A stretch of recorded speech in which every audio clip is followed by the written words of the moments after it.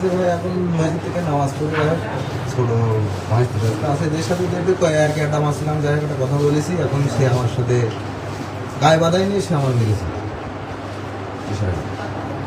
এখন সে রাজনীতির ঘটনা কোয়ালিটি কায়দায় তো সে যাচ্ছে দেখছে, কারণ আমি এক সময় এক কায়দায় ছিলাম, এখন এক কায়দায় আইছি, সে আমার সেই কায়দায় মারছে দেখছি।